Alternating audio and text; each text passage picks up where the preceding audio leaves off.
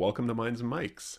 Today I'm chatting with Dr. Ryan Martin. Ryan's a psychologist and leading expert on emotional wellness and anger management. He's the Dean of the College of Arts and Humanities and Social Sciences at the University of Wisconsin-Green Bay, and the author of two of my favorite books on the psychology of anger, How to Deal with Angry People and Why We Get Mad, How to Use Your Anger for Positive Change. Ryan, thanks for coming on. Yeah, you bet, Nick. Thanks so much for having me, and thanks for saying nice things about my books. Of course. What's the most important misconception that people have about anger? Yeah, I think probably the most important misconception is people believing it's inherently bad for you. You know that Hmm. and I think the thing is that we just have to remember is like any emotion, it can be bad for you. It can also be good for you. What we need to do is think about emotions in general and anger in particular as sources of information. We need to think of anger as one of the ways that your brain can communicate to you that you might have been wronged. And then, so it tells you, like, hey, your goals may be being blocked. Maybe you were wronged. Maybe someone's treating you badly. And then, related to that, it energizes you to confront that injustice. So it gives you the fuel you need to actually do something about the injustice or do something about how your goals are being blocked. And if we stop short of thinking, well, no, anger is just bad, well, then we miss out on the sort of that deeper understanding of being able to actually do the hard work of reflecting on, should I be mad? Why should I be mad? What should I be mad about? Where's the source and what do I do with it? And that's probably the most important part, is what do I do with with that anger? It's interesting that when I talk to clinicians or therapists or coaches, often their kind of model of anger is, and really a lot of emotions, is what you just described, like emotion as information. It's Hmm. it's your brain trying to tell you something, right? Hmm. Might not be correct or true or helpful, but it's trying to give you more information.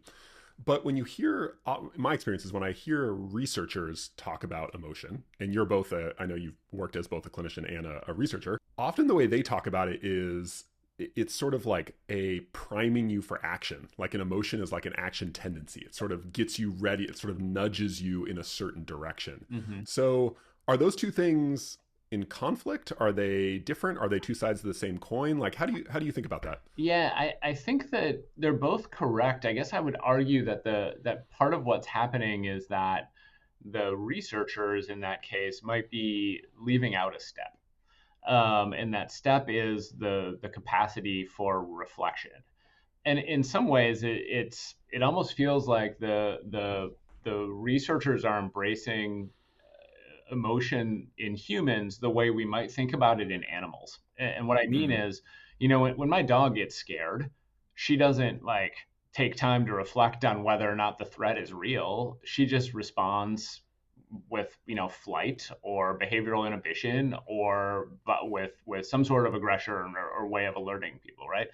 There's no question, there's no, moment of like, should I be scared of this? Like, is this a real threat or just a made up one in my head? Like, I often wish I could use logic on her to break down some of those barriers. Be like, you understand that I'm talking to this person, right? They're probably not a threat.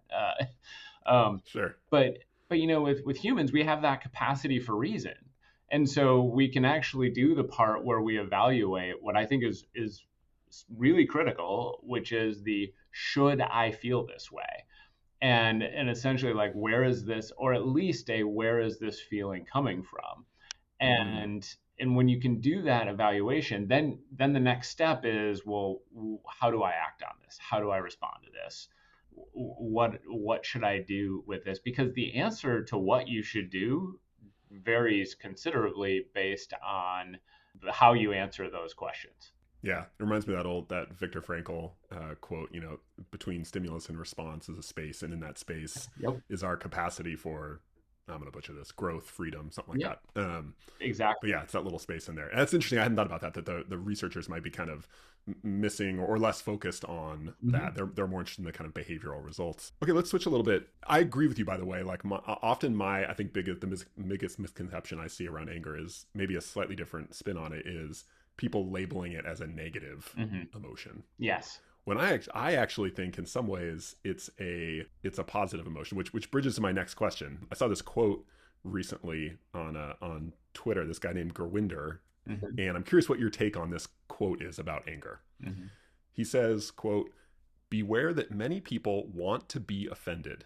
Outrage gives them an intoxicating sense of moral superiority. Mm-hmm. So desperate are they to be mad that they'll actively seek out provocations online, willfully misrepresent our words, and even imagine you said things you didn't." Yeah. What do you make of that? Yeah, I think there's some real truth there. I mean, I think that's a really, really important statement. And I think, I mean, if you just kind of break it down and back up for a second, think about like, okay, if I was to give you a list of emotions, right? Everything from Yep. happiness to sadness to whatever, and said, okay, you get to choose which of these you feel, right? Rank them in the order in which you want to feel them. Yeah. Happiness is probably at the top of the list for most people. Sure. Um, Anger is actually probably pretty high, especially compared to like sadness, fear, jealous, like some other guilt, shame. That most people would rather feel angry than sad or scared or guilty Mm. or anything else, right? And I think it does come from that the idea that anger can give people a sense of superiority. It feels powerful compared to some other of those other emotions. I think that allows people to feel better about things. And I would argue that yeah, there likely are some people who go out seeking it, or even if they're not actively seeking things out to make them angry, and I think that some people do, that they interpret stimuli through that lens of which part of Mm. this can make me angry. There's like, and I mean, I'll use an example from like sort of our modern political environment that there's a lot happening that makes me feel a lot of stuff, right? Like it makes me sad, that makes me scared, that Sure. makes me angry, and it it feels better to me to be angry than to be those other things. And so I Mm. probably psychologically am gravitating towards the things that make me angry over the things that make me sad or scared. Yeah, my take on that is that the it's actually pretty rare that people with full consciousness like decide to be angry, Yeah. because so many people, like you said, think of it as this bad thing, as a Hmm. negative thing. Hmm. But on the level of like habit or instinct, Yes. I think a lot of people end up doing things that causes them to be or remain angry, Hmm. because again, on that level of, if you're not looking too hard at it, it Right. does feel good. It's kind of inflating, right? It makes you, Yep. it's sort of an ego boost. So Right. we end up, you use passive voice there, we end up doing things that kind of keep us angry, Hmm. as you said, because it's a better alternative to fear, shame, Hmm. sadness. Hmm. A lot of which, like especially sadness, involves a lot of helplessness, Yep. I think. And Yeah. what do you think about this? Part of why I think anger is so appealing is because it gives at least the hope of control. Yep. Like it makes you feel like, okay, I'm doing something, Yep. So it alleviates that helplessness. Yeah. I feel like that's a big part of the appeal I, of anger. I very much agree. In fact, I would argue that if you just look at like let's take a particular situation and let's imagine it two different ways. So I'm walking down the street and someone confronts me and I don't know, tries to take my wallet, right? If this person is unarmed and obviously smaller than me and feels like an absolute non-threat, in that circumstance, I'm probably not going to be scared. I'm going to be angry that this is Hmm. that this is happening. And that's because in that situation I've got power and control. That I Mm. am no longer, if that person is armed, if that person is much bigger than me, if that person is an obvious threat, then I'm going to feel fear.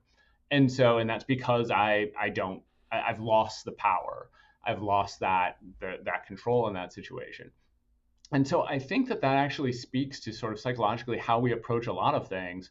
But it really speaks to what you're saying about like there's some control and power, and honestly, and this is feels a little weird to say, but maybe even some privilege Mm. associated with being able to be angry in a situation instead of just scared.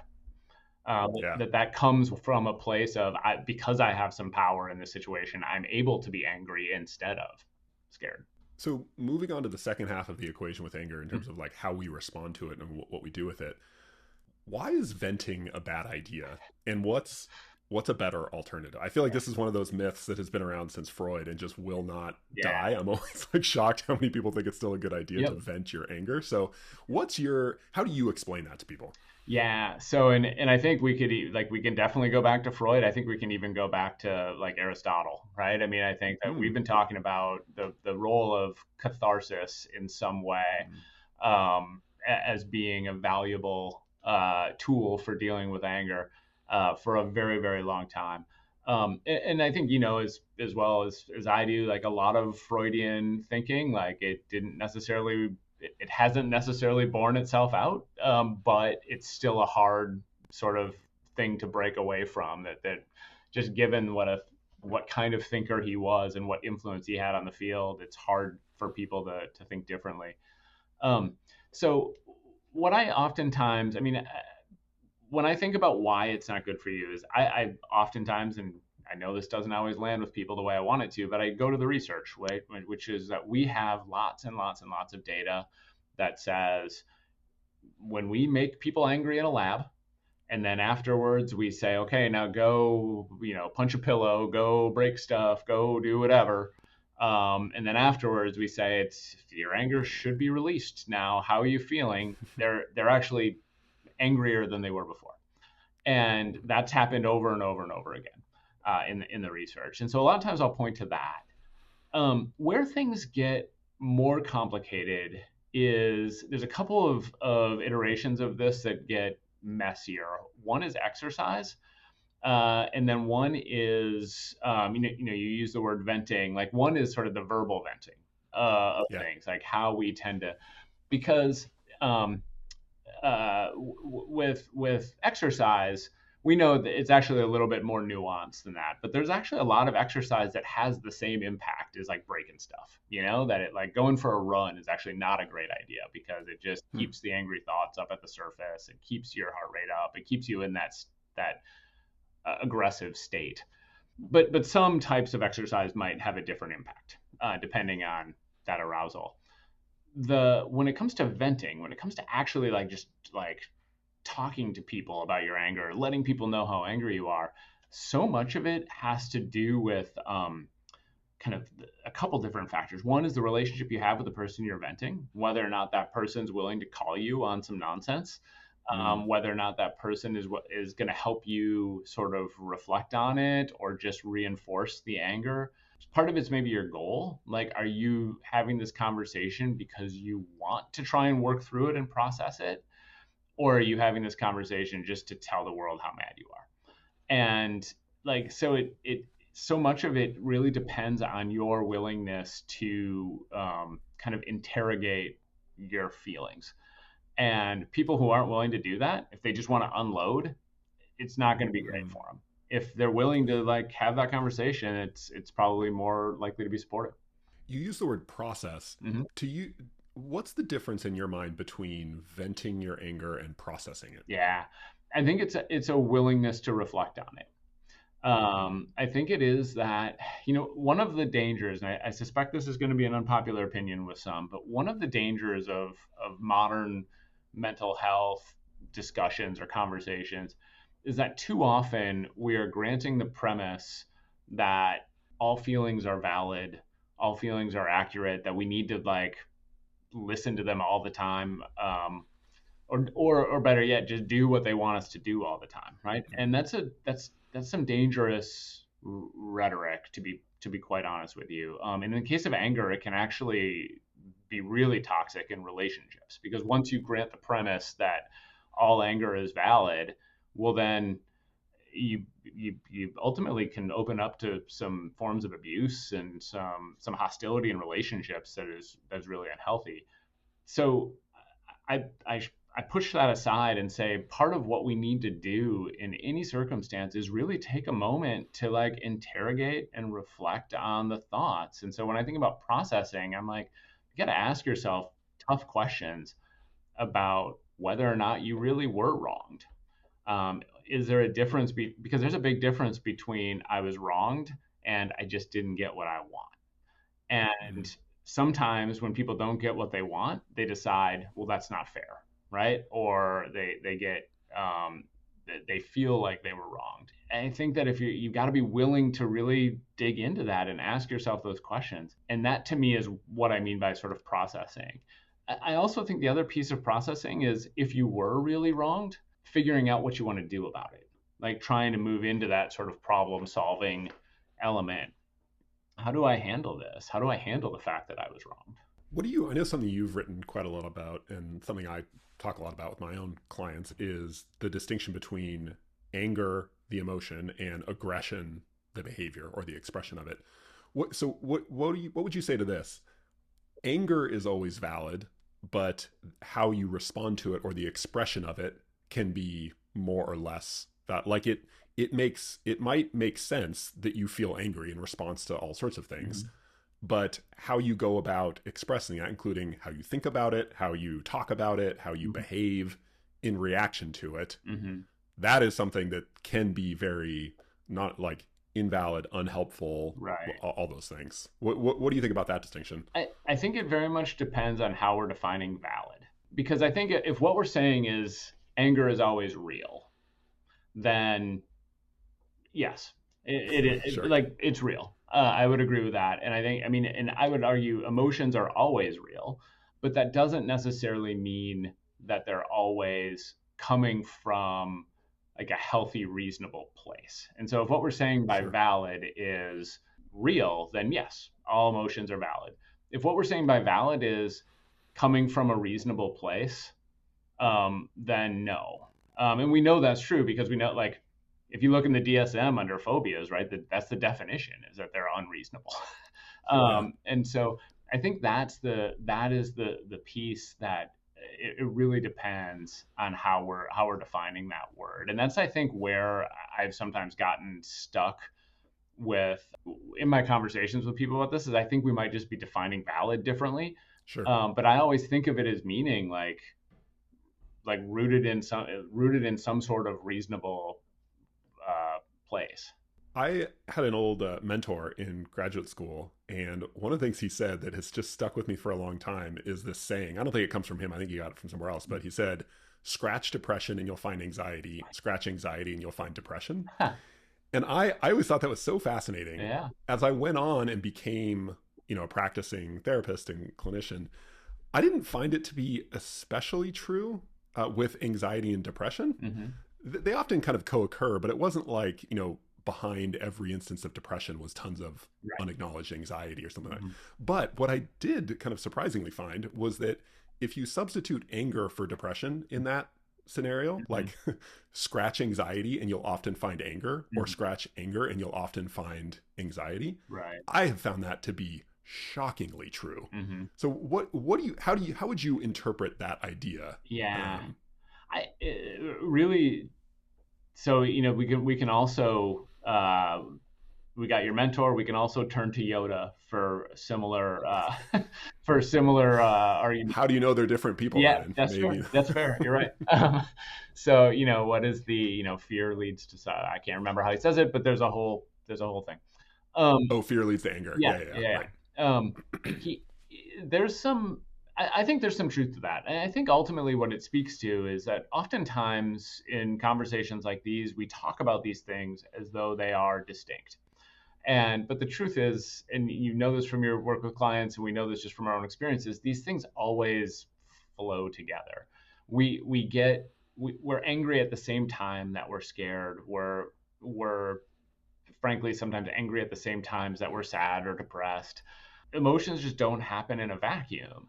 And when you look specifically at anger and fear, though, part of what you see is that there are very, very, very similar psychological mechanisms that lead to both. And when I say psychological mechanisms, I'm talking about like the whole. I mean, obviously the structures in your brain that are involved in those feelings, they are similar or the same. You've got very similar thought types, right? And if you think about the thoughts that tend to lead to both anger and fear, you've got catastrophizing as a biggie. Mm. You've got some, the just labeling or dichotomous thinking, all of those things tend to be present in both. So I think that happens as well. So then it actually kind of goes back to something we talked about, which is on some level, just habitually, what do you tend to focus on? And what do you feel most comfortable talking about and sharing with people? And so I suspect that a big piece of it is if you've got this angry person in your as a client, and you dig in, part of what you're going to see is that they're not just angry, that they're also anxious, they're also scared, they're dealing with some of these other feelings, and what's coming forward is the thing they're most comfortable talking about or sharing. Mm. Yeah, and that's so. One model is these things are just kind of co-occurring and they're intermingling, Mm-hmm. right? But another model goes back to what we talked about at the beginning, which is where sometimes people, in a way, kind of use anger or get themselves angry in order to avoid Yes. some other emotion. Yep. And so, like, you can, I mean, it's pretty classic, the idea of people using, they feel hurt or scared, but they're more comfortable feeling angry. So they use anger, they get themselves angry essentially Right. to avoid having to feel those other things. Yep. But the other way around is I have found really actually helpful in my experience I work with a lot of anxious Mm-hmm. people, but the idea that a lot of people go to anxiety because they don't know how to deal with or they're afraid of anger. So there's some kind of injustice in their life. They feel things are not the way they should be in their life. Maybe they want to be more vocal about what they need or something like that. But they're, for a variety of reasons, they're kind of afraid of Right. even getting angry.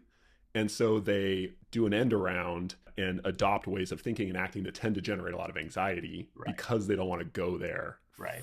Does that, like, Yeah. I don't know. What do you make of that? Like that idea that we kind of use certain emotional states as avoidance mechanisms for other Yeah. emotional states. Well, I think the thing that's in the water here as we talk about this is everything we're talking about. There are anger, fear, sadness, the works. There are a ton of cultural messages that we are bombarded with about what is safe to express and what Mm, is not, and how we can share those things. And so you will meet people regularly who have been delivered the message time and time again that you simply cannot express your anger, right? And people who are actively punished, even physically, for getting mad in circumstances, right? The same is of course true for any feeling. Like, is it okay to cry in public? Is it okay to show your fear, right? And those messages, they start at, as you know, it's like such an extraordinarily young age. So that's going to be in the water as far as what people are comfortable expressing in a given time, and how, yeah, that deep down, my problem is that I'm angry, but I don't feel like I can share that anger because I've spent 49 years being told it's not okay to share that, yeah. and Yeah. or deep down, I'm really sad, but I also was shamed over and over and over again for crying in front of my siblings.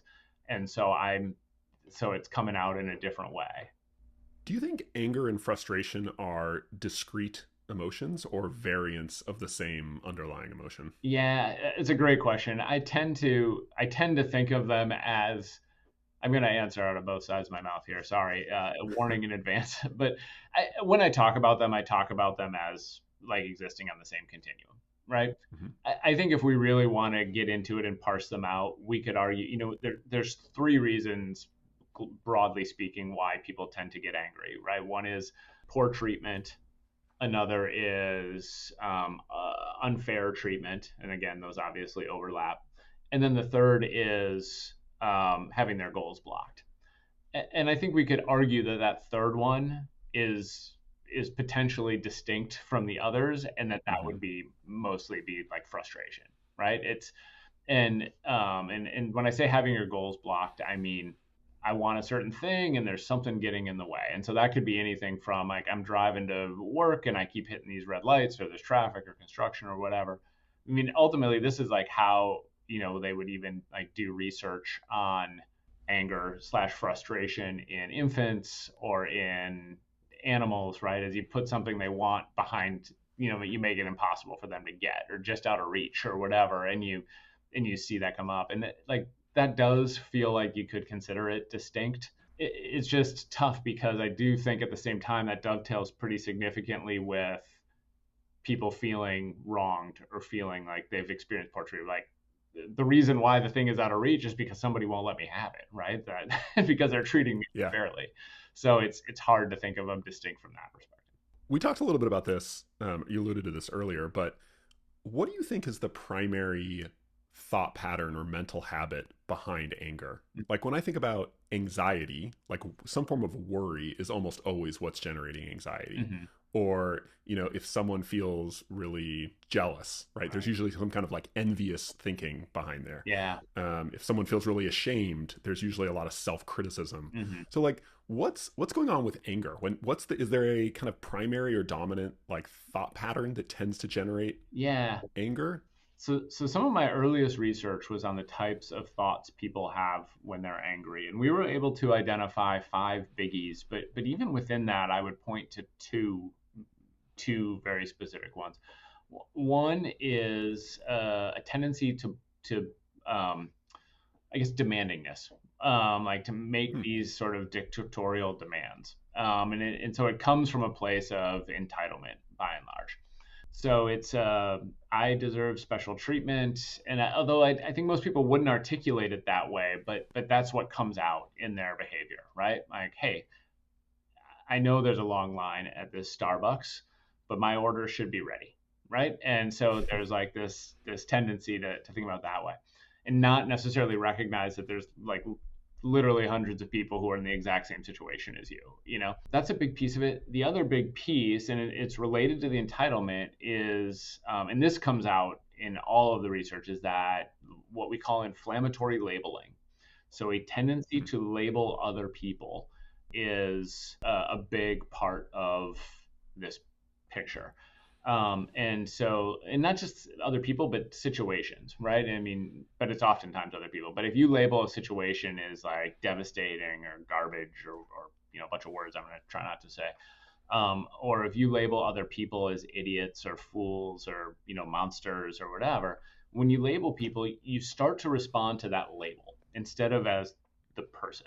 And so, like this is why driving is such a perfect experience for getting angry, is that you literally know nothing about the other person in the car other than that thing they did that you got angry over. And so it's really easy to assign a label to them, and you can call them an idiot, you can call them a fool, you can call them a hazard. You could even make jump to some conclusions based on the kind of car they're driving or whatever. And then from that point on, they are that label. And you're no longer thinking of them as a human being with nuanced motivations. It's just, no, they're an idiot. Do you differentiate between thoughts that primarily cause anger versus thoughts that are the result of anger? So like once I'm angry, I tend to do a lot of inflammatory labeling, let's say. But the types of thinking that tend to get me angry are more like demandingness or something like. Yeah. Is that even a useful, like when you've looked at this and studied this, like do those two things tend to be different, or are they all just kind of collapsed in there? I think they tend to, this is one of the hard things about talking about this is that, like, in order to think about this and put this in a way people understand, you have to simplify the process down to a point where it ends up being a little bit artificial, because so I like to break down situations in a situation where it's like, okay, there's a stimulus and there's our mood at the time of the stimulus, and then there's the thoughts we have, and then there's what we feel, and then there's what we do. But the truth is, like, all those things are circular, right? And so if I'm driving and I get cut off, I get angry because I feel like, okay, this person's getting in my way, or this person's unsafe, and I have that interpretation of what they did. And that leads to a thought about them that affects how I interpret everything else both that person does, and frankly, a lot of the other drivers do for the rest of that. Like, it puts me in a mood where I'm sort of filtering things through that lens. I do think it's helpful to try and differentiate the thoughts we have that lead to anger and the thoughts we have that come from that anger. But I also think that even like that ends up being messier because the point at which we got angry isn't necessarily discrete, you know? Sure. It's yeah. Let me give you an admittedly simple model of anger and the sort of different kind of input versus output thoughts Mhm. of it. And tell me what you think about this. I often observe that the thought patterns that tend to exist before someone's angry, but kind of immediately precede anger, Mhm. are expectation violations. Yep. It's things should have been this way, but they went this way, Mhm. either to me or to someone else or whatever. So it's some kind of should. Things Yeah. should be this way, but they went this way. I often see that on the front end, and then the back end often involves much more of what I would call rumination, like going over and over and over how bad, so like complaining on Mhm. like internal complaint. We think about complaining being verbal with someone else, Mhm. but like you do a lot of Oh, yeah. complaining inside on your own. Yes. So this ruminative, perseverative, like, oh, isn't it awful how terrible Right. they are or how bad things are, or which then feeds the anger Mhm. more. But it seems like those two things kind of fall on different sides. So yeah, what do Yeah. you make of that? No, I like that a lot. And I think that is true, especially once you consider the fact that the expectation violation, as we know, is going to be rooted in, I mean, people's expectations vary drastically. And that's where where regularly you'll see that entitlement play such an important role. Like, my expectations were Mm-hmm. this, and the reason my expectations were this is because I'm an entitled person, right? Or I believe it, I believe this is what I deserve, and I got this, and so that's why I'm angry. No, I think that that makes a lot of sense, and I do think that rumination, especially because we know that rumination can look a whole lot of different ways, right? Some of it is like self, Yeah. uh, you know, criticism. Some of that rumination is really like thoughts of revenge, thoughts of harm. Some of it is like a legit attempt to problem solve, right? And which might be a healthier form of rumination. But I mean, we know it can look lots and lots of different ways, and and that's also where you're going to see some of that inflammatory labeling that we were talking about before too. Is grumpiness a form of anger? I think it could be. That's interesting. I mean, I think it depends what the in some ways what the grumpiness what it looks like, But like, Like if you had to attach grumpiness to one of the kind of traditionally kind of like fear, sadness, mhm. anger, guilt, like whatever. Like where does it belong on sort of like the Yeah. emotion Well, this is map? fun. I like this. Like, I would in some ways I'm almost inclined to put it in the almost like if we got a Venn diagram here of like sort of anger and sadness, like where those two Mm-hmm. things converge, because it does feel like it comes from a place of I don't love the way my life is, and some of that's because I don't, some of that's given me making me sad, and some of it's making me angry. And so I tend to approach, I mean, at least in my mind right now, I'm thinking of grumpiness less of an emotion and more as like a personality trait, right? Like it's like, Oh, interesting. like Hmm. I'm feeling, and maybe I shouldn't be. Maybe I should just be. I'm in a grumpy mood. It's different than. Yeah, like when someone wakes up on the wrong side of the bed, Yeah. like what I tend to think of that as maybe close to like irritable, Yeah. but in this more diffuse. When someone's grumpy, they often don't know why they're grumpy, Right. which maybe is part of why it's especially irritating. Is Yeah. they're sort of like, I don't know why I feel bad, I just feel bad. Yeah.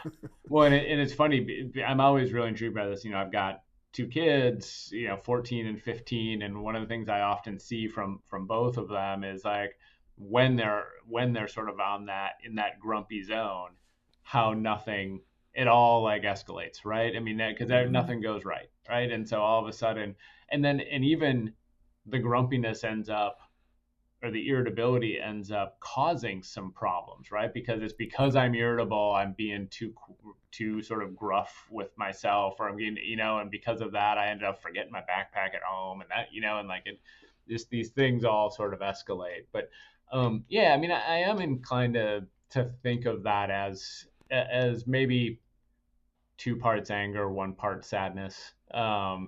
is or something along those lines. I like that. That's my model for thinking about emotions is cocktails. Yes.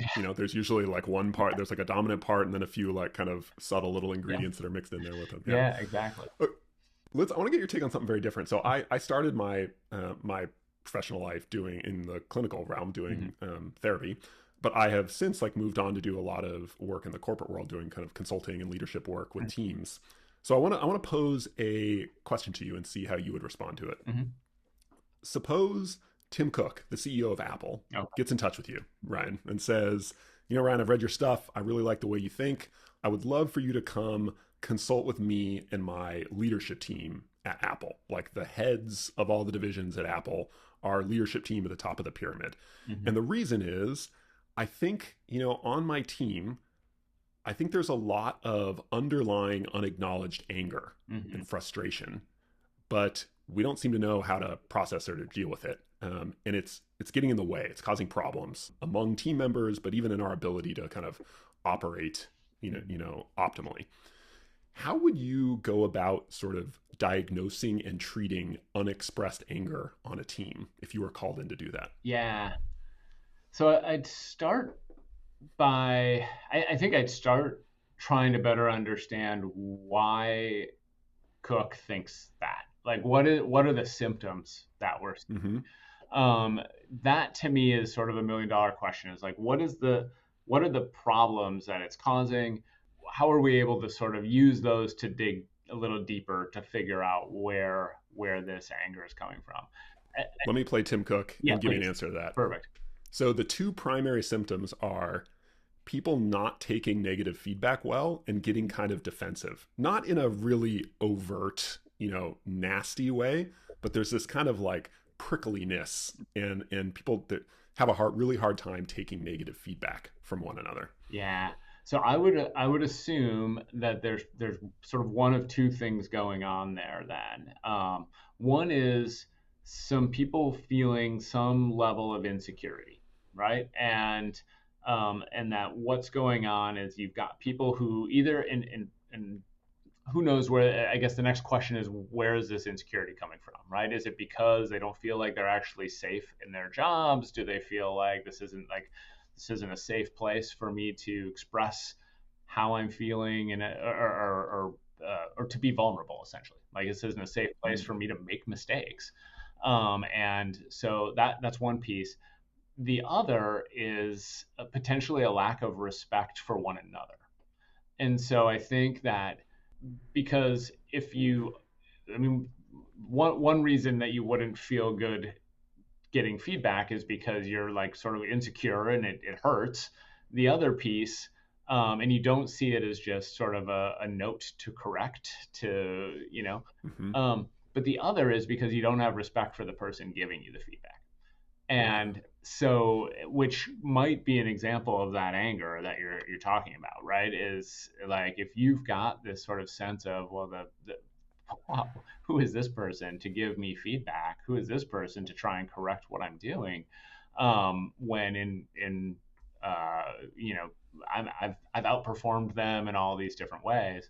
Well, that speaks to another sort of cultural problem, and cultural in the company culture.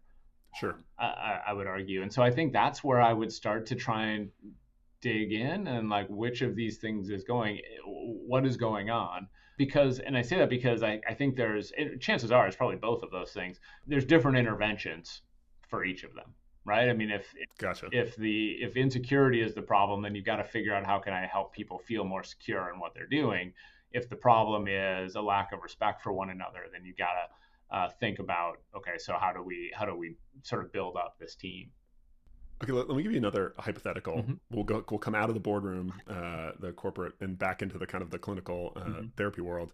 Something that a very similar conversation I had many times in therapy was that I'd be talking to the person next to me, Hmm. and I would do some sort of generic, like not generic, but like a typical therapist sort of validating. They'd be describing something, and I'd say something like, "Gosh, like that sounds really frustrating," and they would immediately go, "Oh no, I don't get angry." Yeah. Yeah. Now, what would go through your mind if you were sitting across from someone in some kind of a counseling or therapy session and they said, I don't get angry. Yeah. My first assumption is that they don't know what anger is. And and I say this truly from experience. In fact, I had someone, a good friend of mine, a person that who had heard me talk a whole bunch of times about anger, who regularly thought of himself as not an angry person. And when he read Why We Get Mad, which he only read because he's my friend, right? And Sure. one of the first things he said is, I realized in reading that I actually do get angry all the time, and that I'm actually a relatively angry person.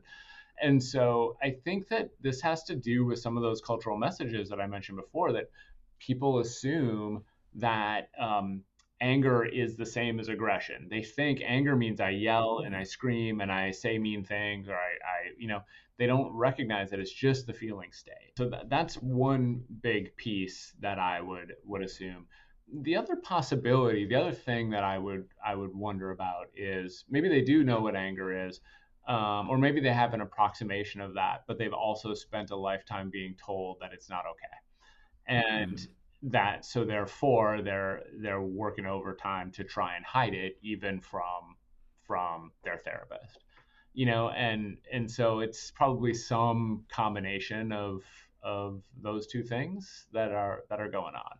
It's funny that we have in the world of kind of professional mental health, we have diagnostic categories for chronically anxious people, Mhm. chronically depressed or sad people, but not for chronically angry people. Yep. What's going on there? Why Yeah. is that? Oh, I'm so glad you asked. I Like, should there be an angry personality disorder? I Yeah. I don't know. I, But it's just interesting that yeah. yeah. What's your take on that? I think we could go deep on this, so there's a lot to say, but it's not for lack of trying. I will tell you that. First of all, Mm. anger researchers have for a long time pitched and proposed, disorders to the DSM. They have not been successful, obviously. Some of this is rooted in that Freudian thinking we were talking about before, where people think of anger as being like sort of depression turned outward, and so it's kind of Mm. rooted in that ideology. I think, I mean, here's the most interesting example of this for me is that, so there's in the DSM, forgive me, I'm not remembering exactly what it's called, but there's something, it's an adjustment disorder, right? And the way that adjustment disorder works is you can code it as saying, with anxious affect, with depressed, right? There's no angry affect option, which is bananas, right? I mean, when you when you think about the fact that, of course, adjustments. I mean, you think about someone who just recently got divorced. You think about somebody who just recently, like a kid who was forced to move away from their, Mm. there's it's very strange that you would not include like with predominantly angry affect or something like that as part of it. The other thing I would say is that we acknowledge all the time the ways in which anger interferes in relationships. We talk about driving anger nonstop. We or road rage. We know Sure. that it can be pathological. So not including it is a little bit weird. Now, I will tell you, and I think you know this about me, I assume, but I think there's lots of problems with our diagnostic model. And so this is not me sort of singing the praises of our DSM and saying we just need Sure. this. I would argue that if we're going to use this diagnostic model, we do have a problem with anger being underrepresented. And Mm. part of what happens, because and this is a little bit of an older study, and I can't pull the citation right now. I will share it with people if they want to know later. But when we give people like a vignette of an angry person and say, how would you diagnose them? They end up being, I mean, obviously diagnosed incorrectly, right? And so, and the predominant way that they are diagnosed is either going to be generalized anxiety disorder, which isn't Mm. necessarily a huge problem because the treatments are going to be relatively similar, or they're diagnosed with borderline personality disorder. And that is a bit of an issue because the treatments there are going to be markedly different. And Mm. so it does present a challenge when we're not diagnosing people correctly in using this model to do it. and you've written a whole book on this, but I'm gonna condense it down into one question, which is, what's an underrated tip or piece of advice for how to deal with chronically angry people? So if you've got someone in your life who maybe it's not pathologically angry, but they're just a pretty angry person, and it's hard to deal with them Mm-hmm. because they're so angry all the time. What's an underrated or maybe a tip a lot of people haven't heard or wouldn't think of? Yeah. You know, I think for me, the big shift that I made is sometimes this is easier to do if you know this person well. Mhm. But it is to take a moment. So one of the things I talk about a lot is the importance of diagramming emotional incidents, but specifically diagramming, in this case, angry incidents. And what I mean by that is you sort of map out in your head, okay, what is the thing they're angry about? What is the mood they were in? How are they interpreting that thing? And so on. Once you do that, it allows you to do two things. One, it allows you to know where to intervene. Like, if I know this person's angry because of a particular, their understanding or their interpretation of a particular stimulus, well, then I need to intervene by helping them rethink that stimulus, right? If I know that the reason they're angry is because they're under a ton of stress, well, then that's a different intervention, right? Like to think about it that way. The other thing, and this is the bigger piece, is that if you're dealing with someone that you work with regularly, or know regularly, a partner, a kid, or whatever, a friend, well, you'll start to identify those patterns in a way that allows you to better prepare for some of those things, And so it's like, okay, this person, they're under a lot of stress, and I know when they're under a lot of stress, that tends to lead to some anger. So let's just be prepared for that, and even let's sort of maybe head that off a little bit by through healthy communication in advance, and to say, this is a thing my spouse and I talk about sometimes, which is like, hey, we're under a lot of stress, and when we're under stress, it's easy to snap a Mhm. little bit. So let's just know that, and let's head that off, right? One of the things we've talked about is travel days in particular are really stressful days, and my spouse is much shorter with our kids on those days than on other days, and we just talked about it and said, hey, let's be aware of this, and let's try and catch that, and like not let ourselves get into a place where that happens. Now she's not a particularly angry person most of the time, but like, so it becomes, We all have our moments. yeah, it becomes a way that we can sort of intervene. But yeah. I love that your section in the book on diagramming anger is just and it's not just anger, by the way. You can do this for any Hmm. kind of emotion, but it's one of my favorites. Oh, And good. I think maybe because as a kid I used to in elementary school we had to do diagramming Yep. sentences to like understand grammar. You pull out what's the subject, what's the predicate, what's the Yep. and you sort of visualize it. Hmm. And I remember, despite myself loving that exercise, I remember thinking like, this is the most boring but like I really like it. Yeah. It's really fun. And I think it can be fascinating and really so empathy boosting to, instead of just lumping someone into, oh, they're angry, like it's all just, they're just angry, Hmm. you sort of break it apart into, like you're talking about, what are like environmental factor, Hmm. like the stimuli, what's going on in their environment, right? Yeah. What sorts of beliefs are at play that might be generating some of Yep. this? The emotion itself, we talked about the cocktails, right? Yep. Is it just anger? Maybe they're actually angry and Right. scared, right, at the Right. same time. So I think it's just a very, part of what I love about this diagramming technique that you talk about is, I think it's a very humane way of thinking about, I don't even want to say angry people, but like people who are angry, Yeah. right? To that point, so in that section, I write about a story where I had this boss who was like regularly really mean to me, right? And by the way, Mm. I still know him, and we actually now can joke about this, but like, and part of what happened is I wrote this story as my example in the book about like how to diagram, and in the process of writing it, I developed some empathy for him that hadn't been there. And this is a Mm. 30-year-old story, right? I mean, like, this literally happened 30 years ago. Wow. Yet I was able to, as I was reflecting on it, think through it from a different perspective using that model, which I certainly didn't do at the time. But and I was able to develop some empathy for him in that moment of like, okay, I kind of get where this came from. At the time I was just like scared and a little angry at how he was treating me. But now in retrospect, looking back on it, I can think about it differently. And so I love that you use the word empathy. I mean, I think to me that's part of the goal here. Okay, I've got one more question to go, but before we get there, I want to plug your books again, your excellent books: How to Deal with Angry People and Why We Get Mad, How to Use Your Anger for Positive Change. I've enjoyed both of them immensely, as I've kind of illustrated, and I recommend them all the time. Okay. So please check them out if you're listening to this. Final question: what's a part of psychology that doesn't get enough attention from psychologists?